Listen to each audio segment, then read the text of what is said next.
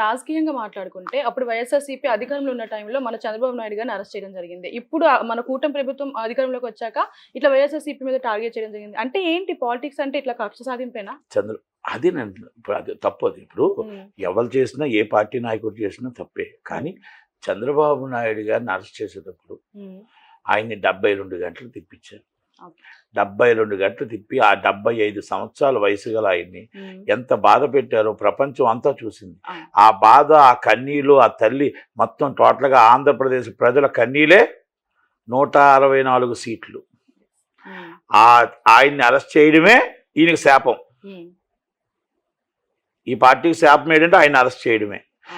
అసెంబ్లీలో కన్నీరు పెట్టించడమే జగన్మోహన్ రెడ్డి గారికి శాపం. నేనేమంటున్నానంటే పోసాని కృష్ణమురళి గారి వల్ల ఒక్క ఓటు వచ్చి ఉండదు, ఉన్న ఓట్లు కాస్త పోతాయి. పిఆర్పిలో ఉన్నాడు, పిఆర్పి మూసేశారు. పిఆర్పిలో ఉన్నాడు, పిఆర్పిలో ఉంటే ఆయన తిట్టిన తిట్లకి ఇంకో కొంతమంది తిట్టారులేండి. పిఆర్పిలో కూర్చొని ఇష్టం వచ్చేది, అమ్మో రేపు కానీ గవర్నమెంట్ వచ్చిందంటే మమ్మల్ని లూటీ చేస్తారేమో అని చెప్పి పిఆర్పిని మూయించేశారు. అంటే పిఆర్పిలో ఈయన వల్ల నష్టమే వచ్చింది, లాభం రాలే. కానీ ఆ రోజు కూడా మీరు ఎంకరేజ్ చేయడం కూడా చిరంజీవి గారు తప్పే. ఎందుకంటే ఆయన తిట్టిన తిట్లకి ఎదుటివాడు మీరు ఎదుటివాడిని తిడుతుంటే మీరు సంతోషపడి చిలకలూరుపేట టికెట్ ఇచ్చారు చూడండి. అలుస్తే ఈ రోజు మీకు ఈ మాట అనవలసి వచ్చింది. ఆయన ఆ రోజే మీరు ఖండించుంటే, ఆ ఆడబిడ్డలను వాళ్ళ ఫ్యామిలీని మాట్లాడుతున్నప్పుడు మీరు ఖండించుంటే, మీ పిఆర్పి ఆఫీస్లో కూర్చొని మాట్లాడుతున్నప్పుడు మీరు ఖండించుంటే చిరంజీవి గారు ఎంత దాకా వచ్చేది కాదేమో. కనుక మనం కూడా ఆలోచించాలి. ఎదుటి వాళ్ళని కూడా మాట్లాడుతున్నప్పుడు మనం ఖండించకపోతే కూడా రేపు అది మనకి ఏకమేకే కూర్చుంటుందని కూడా చూసుకోవాలి. అలాంటి వ్యక్తి పవన్ కళ్యాణ్ గారిని ఈరోజు ఫ్యామిలీని కానీ చిరంజీవి గారి ఫ్యామిలీని కానీ మాట్లాడాడంటే దానికి ముఖ్య కారణం పోసాని కృష్ణమురళి గారికి చిలకలూరుపేట టికెట్ మీరు ఇవ్వడమే.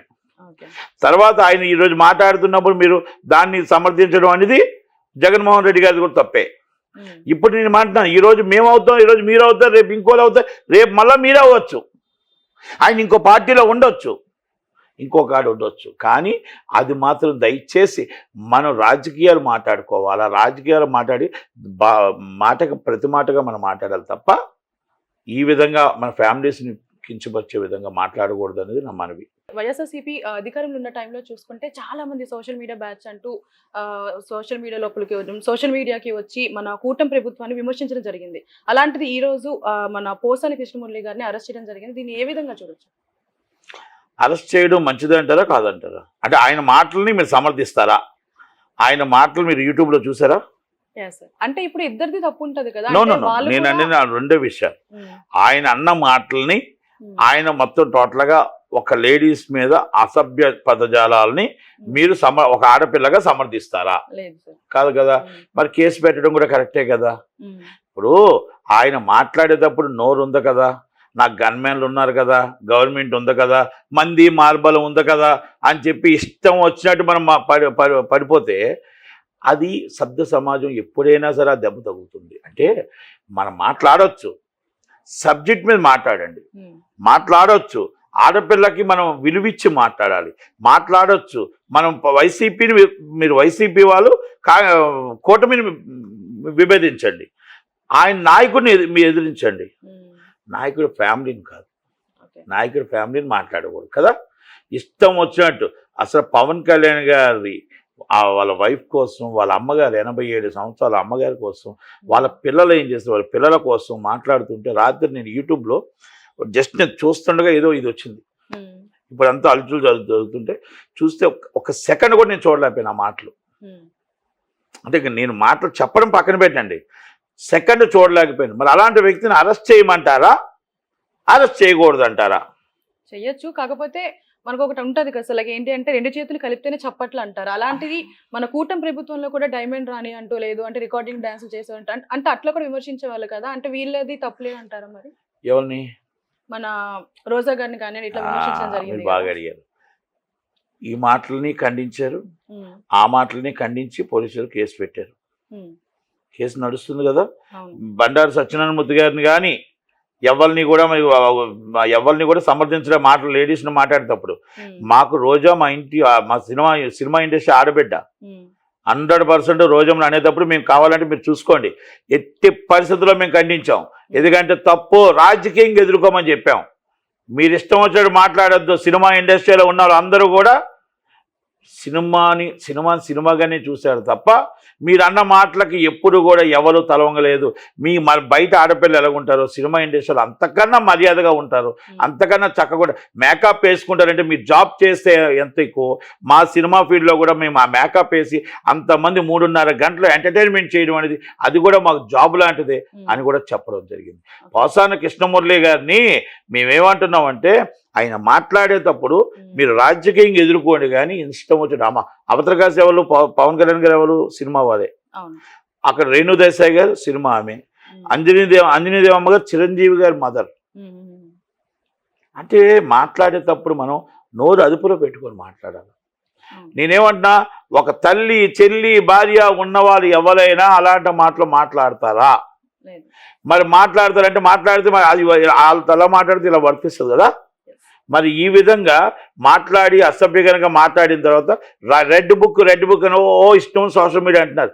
రెడ్ బుక్ రాజ్యాంగం ప్రకారం, చట్టం ప్రకారం, లా ప్రకారం ఆయన రిమైండ్ చేసి అరెస్ట్ చేశారా? లేకపోతే రెడ్ బుక్ ఏమైనా అన్యాయంగా మరి టోటల్గా అన్యాయంగా తీసుకెళ్ళి కొట్టిందా? కొట్టలేదు కదా. మీలాగా రఘురామకృష్ణరాజు గారిని తీసుకుని వెళ్ళి అరెస్ట్ చేసి 3rd డిగ్రీ ఉపయోగించలేదే. మీరు రఘురామకృష్ణరాజు గారు ఇష్టం వచ్చేట్టు కొట్టలేదే. మొత్తం టోటల్గా దారిలో మొత్తం 500 కిలోమీటర్లు ఆపరేషన్ అయిన అచ్చెన్నాయుడు గారిని తీసుకొని దారిలో మధ్యలో కుమ్మిలేదే. అంటే మీరు రాజ్యాంగాన్ని తప్పారు, లాని తప్పారు, చట్టాన్ని తప్పారు. చంద్రబాబు నాయుడు గారు లా తప్పలేదు, చట్టం తప్పలేదు. రెడ్ బుక్ లాలోనే ఉంది. రెడ్ బుక్ చట్టం ప్రకారం తప్పు చేసిన వాళ్ళకి శిక్ష పడాలి అని పోరాటానికి రెడ్ బుక్ ఉంది తప్ప, ఆ రెడ్ బుక్ మామూలుగా అన్యాయం అమాయకులు ఇరికించమని చెప్పలే. మొత్తం టోటల్గా పోసాని కృష్ణమురళి గారిని అరెస్ట్ చేస్తే సామాన్య ప్రజలు ఎవరు కూడా ఇలాంటి వాడిని వదలొద్దు అంటున్నారు. వైసీపీ వాళ్ళు మా నాయకుడిని అన్యాయంగా అరెస్ట్ చేశారు అంటున్నారు.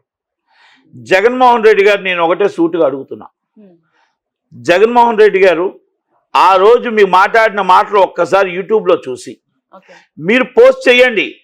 ఇది మా నాయకుడు మాట్లాడిన మాట తప్పు లేదు అని మీరు పోస్ట్ చేయండి సార్.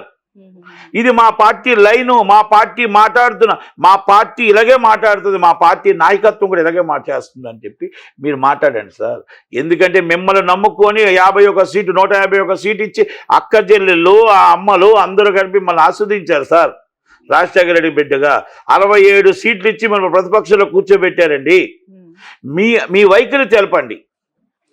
మీరు అదే ఆయన మాట్లాడిన మాటలు మీరే అది ట్విట్టర్లో ట్వీట్ చేయండి.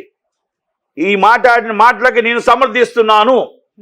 అమ్మా రోజమ్మ, నా సోదరి, నేను అడుగుతున్నా, నా చెల్లి లాంటిదనివి నువ్వు ఆ యూట్యూబ్లో చూసి ఒక్కసారి ట్విట్టర్లో నువ్వు పోస్ట్ చెయ్యమ్మా, ఇది న్యాయమా అన్యాయమా?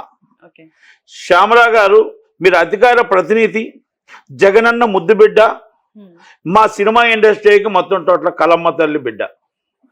నీకు ఒక్కసారి ఆ యూట్యూబ్లో చూసి ఇది కరెక్ట్, తప్పు మాట్లాడలేదు, పోసాని కృష్ణమురళి గారు కరెక్ట్గా మాట్లాడారని అది ఒక్కసారి పోస్ట్ చెయ్యమ్మా, రీపోస్ట్ చెయ్యండి. నిజంగా మీరు మాట్లాడిన వాళ్ళు ఎవరైనా అది చేసి రీపోస్ట్ చేసి ఇది న్యాయమా అన్యాయం అంటే ప్రజలు నిర్ణయిస్తారు. మీకు 11 సీట్లు ఉండాలా, 0 సీట్లు 0 సీట్లు రావాలా, లేదు అది కరెక్ట్ అనుకుంటే మీకు 175 సీట్లు రావాలా అనేది జనాలు నిర్ణయిస్తారు రేపు 29కి కూడా.